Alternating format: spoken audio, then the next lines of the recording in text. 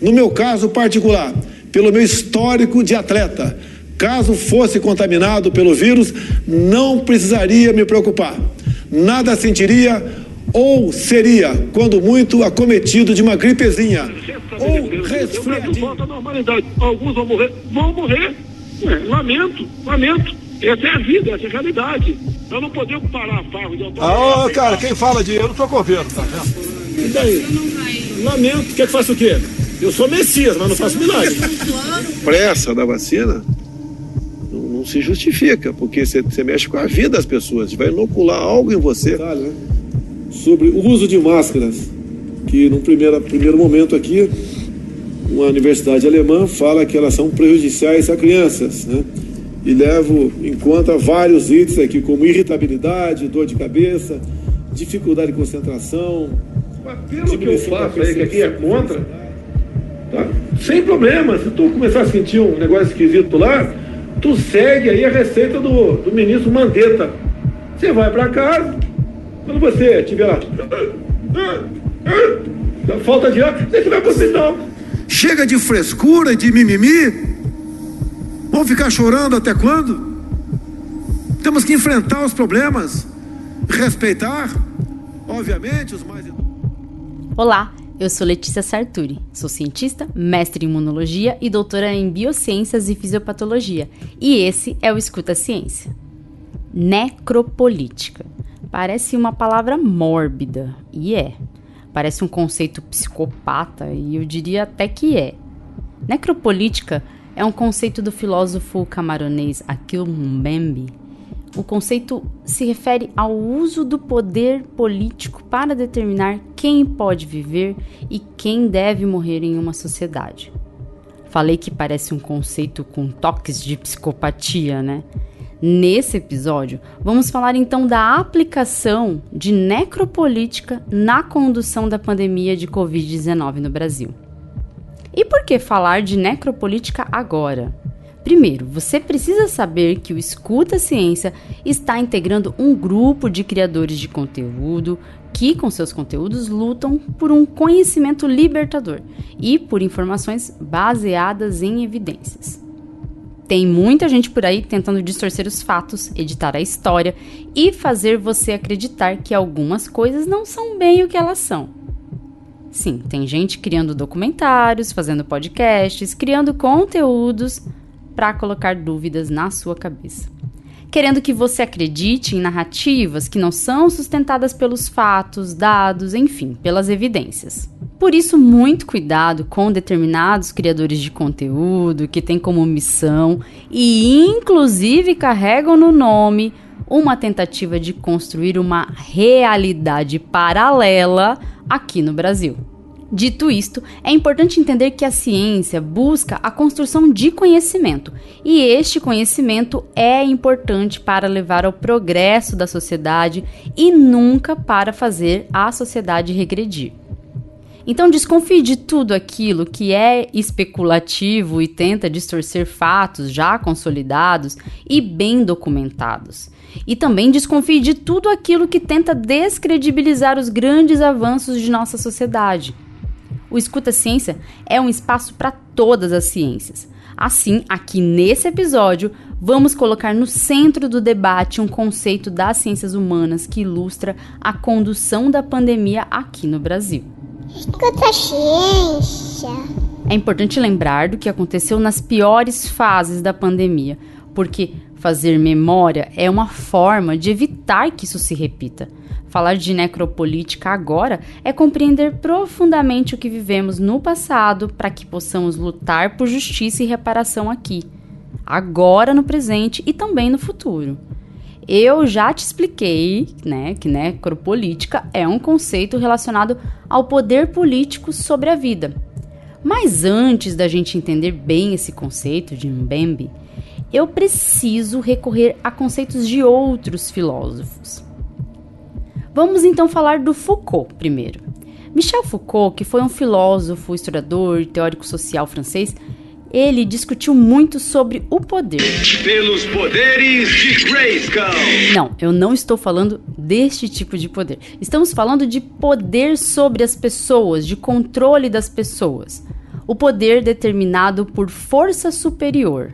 Segundo Foucault, o poder é multilateral e opera como uma rede que inclui diversas instituições como a família, a escola, o hospital.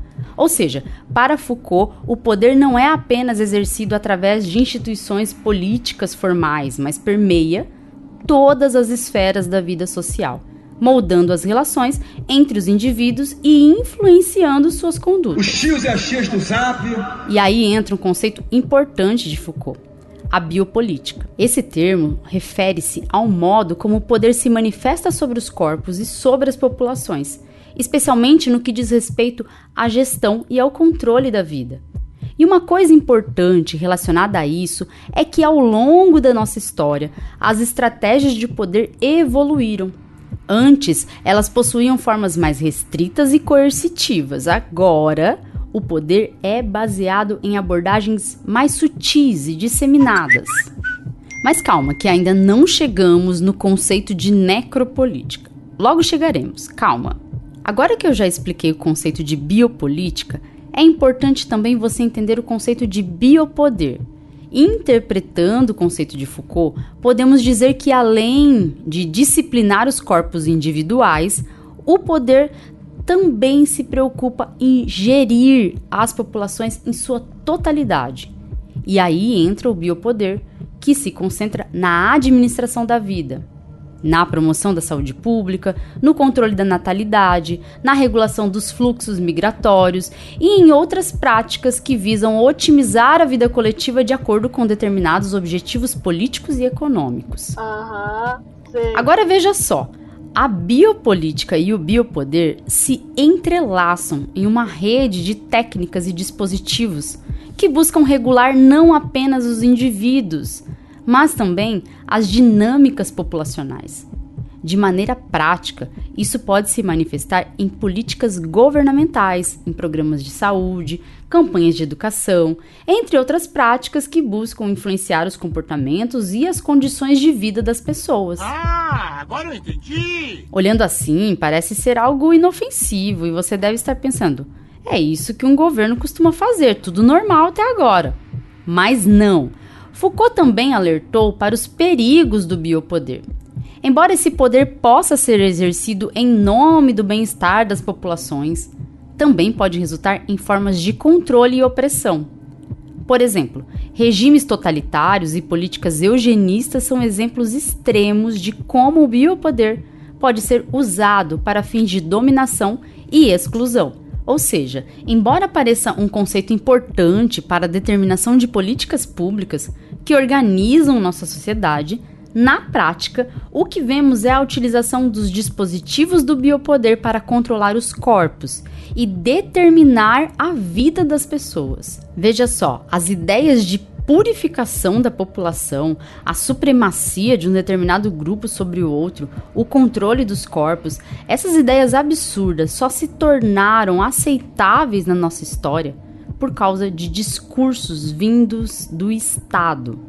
E essas ideias claramente visam rejeitar, expulsar e exterminar da sociedade determinados grupos de pessoas. Caralho, Marquinhos! Ao analisarmos a história da humanidade, é possível perceber que extermínios, massacres e regimes totalitários foram validados por discursos políticos. Agora então é que entra o conceito de necropolítica. Esse conceito de Mbembe é uma extensão do conceito de biopoder e do conceito de biopolítica de Foucault.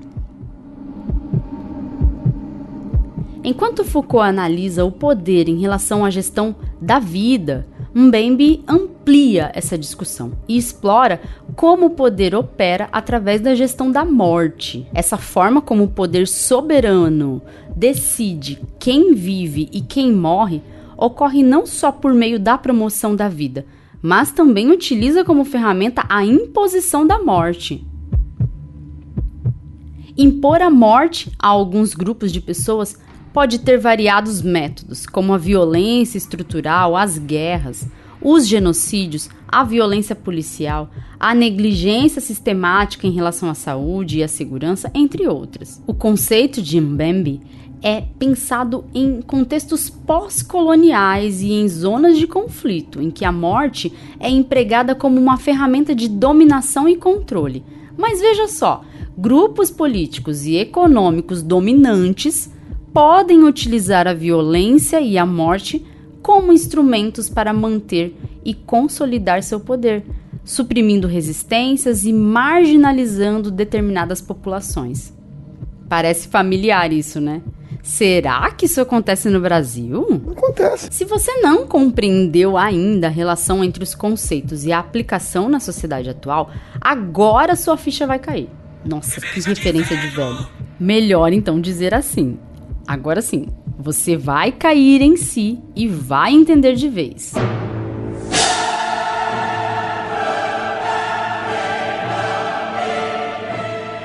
Olha só, a necropolítica não se manifesta só em ações diretas de violência, mas também em estruturas sociais e políticas que tornam a vida de algumas pessoas mais vulneráveis que de outras. E onde está isso? Isso está nas políticas discriminatórias, na segregação espacial nas cidades, no acesso desigual a recursos básicos e na criação de condições precárias que aumentam o risco de morte prematura para os grupos mais vulneráveis. Agora vamos aplicar isso aqui no Brasil durante a pandemia de Covid-19? No início desse episódio você escutou discursos duros, absurdos, negacionistas que foram o fio condutor da política aplicada na pandemia aqui no Brasil. Esses discursos serviram para validar a decisão de quem deveria viver e quem deveria morrer em nossa sociedade durante a pandemia.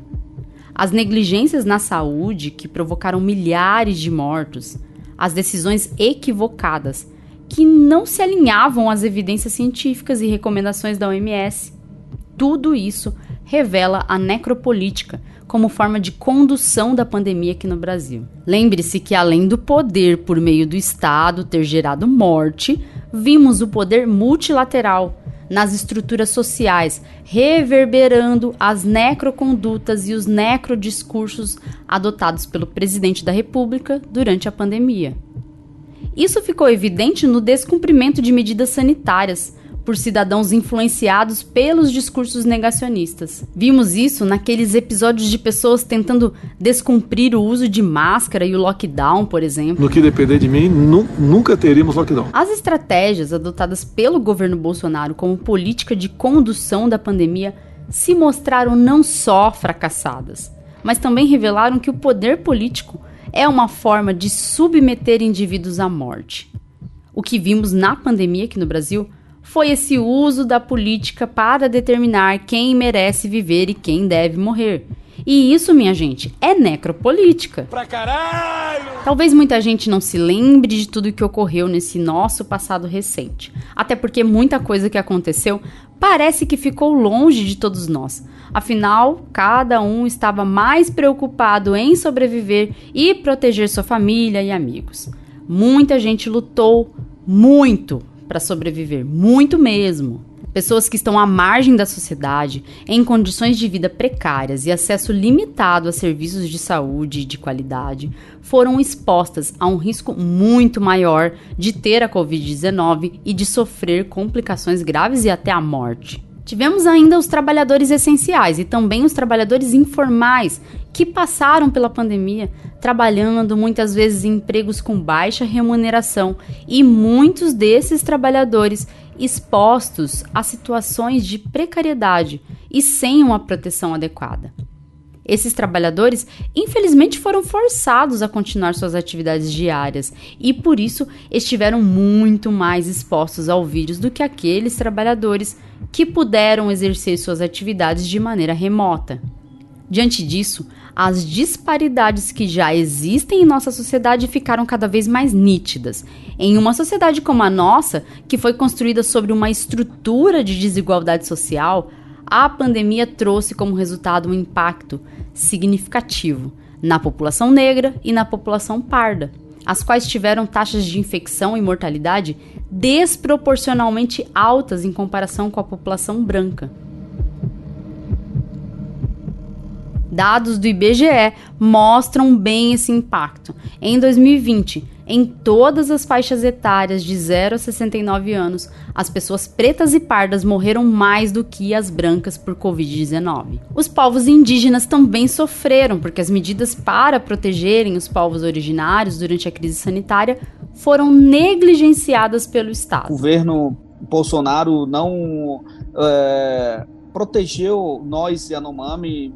Eu vi muitas crianças diante dos meus olhos, né, o povo Yanomami morrendo, muitas crianças morrendo por falta de assistência de saúde. Pode ser que isso que eu vou falar vai soar especulativo, mas sim, a condução desse período de crise sanitária foi baseada em escolhas políticas sobre quem poderia viver e quem deveria morrer. A falta de políticas alinhadas à ciência, a falta de proteção adequada aos mais vulneráveis, o direcionamento de esforços para contrariar as medidas sanitárias recomendadas pela OMS, o incentivo de práticas ilegais que poderiam aumentar a gravidade da nossa crise sanitária. Como aquelas inúmeras vezes em que o Bolsonaro e seus aliados induziram as pessoas a aglomerarem, a não usarem máscara facial, a irem trabalhar em período de isolamento e assim desobedecerem as normas sanitárias. E não só isso, se pararmos para analisar as diversas evidências, os registros que mostram as falas criminosas do Bolsonaro, teremos provas muito claras de que a intenção era estimular uma imunidade de rebanho por contágio, sem se importar com as pessoas que morreriam por conta dessa medida antiética. Alguns vão morrer. Lamento. E o atraso na compra das vacinas, o desincentivo à vacinação, as fake news que colaboraram para o crescimento da rejeição às vacinas. E teve também todo o descaso com os Yanomami, diante do crescimento do garimpo, um crime incentivado por Bolsonaro repetidas vezes. Tudo isso não foram atos isolados, ao acaso. Tudo isso fez parte de um plano de governo. Tudo isso foi uma política da morte. A política que escolhe quem vive e quem morre. A política que aproveita o momento de crise para exterminar grupos de indivíduos marginalizados, grupos vistos como inferiores numa sociedade tão desigual como a nossa. Nessa sociedade desigual, a política que faz morrer ou deixa morrer é direcionada para os mais vulneráveis. Por essa necropolítica brasileira, afinal, quem deve morrer? Pessoas negras, pardas, favelados, indígenas e, claro, idosos, pessoas com comorbidade, pessoas com deficiência. Afinal, são esses os que causam um rombo na Previdência. Mas quem é que vai viver? Pessoas brancas, classe média alta, pessoas ricas, a elite brasileira. Mas apesar da elite mandar no nosso país não é feito de elite. Nosso país é feito do povo trabalhador, que luta diariamente para sobreviver. E esse povo que já luta para sobreviver em um país de desigualdades, teve que lutar contra um vírus. E também teve que lutar contra uma política que queria que o vírus ganhasse essa luta. Sou médica, trabalho na linha de frente desde o início da pandemia.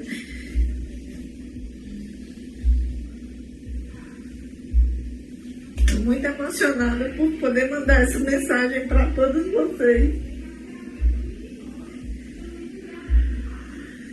Na verdade, pedir um apelo, fazer um apelo a vocês que a sociedade possa entender que essa gripezinha já levou o amor de muita gente embora.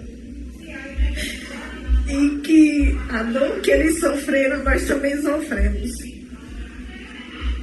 Dói muito o coração da gente quando a gente vê o pai, a mãe, o avô não poder ter um enterro digno, não poder ter o final digno que ele precisa. E não poder, infelizmente, olhar no olho também do familiar, de poder entregar aquela pessoa. Nós estamos fazendo um apelo. Esse episódio foi duro, pesado, eu sei, mas não podemos esquecer esse triste passado. Temos que lembrar e dar nome aos bois. O Brasil registrou um dos maiores números de mortos pela Covid-19 no mundo. Mesmo tendo menos de 3% da população mundial, nosso país contribuiu com 10% dos mortos pela Covid no mundo. O desastre da pandemia não foi um acaso do destino. Esse desastre foi intencional e foi o resultado de uma necropolítica. Gostou desse episódio? Ajude a gente a disseminar informações científicas e também a mostrar a verdade que tem sido tão distorcida nas redes sociais. Compartilhe esse episódio e escuta a ciência. Tchau, tchau e até o próximo episódio.